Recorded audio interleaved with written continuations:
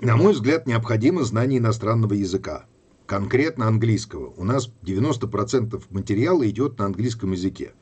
Знать язык надо вот зачем. Вы должны, прежде чем играть мелодику здесь, на русском, вы должны слышать мелодику там, на английском.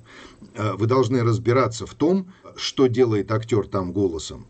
Это он так тихо там гневается, или это он так с каким-то, знаете, нежным напором что-то говорит. Для того, чтобы это понять, вы должны знать мелодику исходного языка. Тогда вы не ошибетесь в эмоции.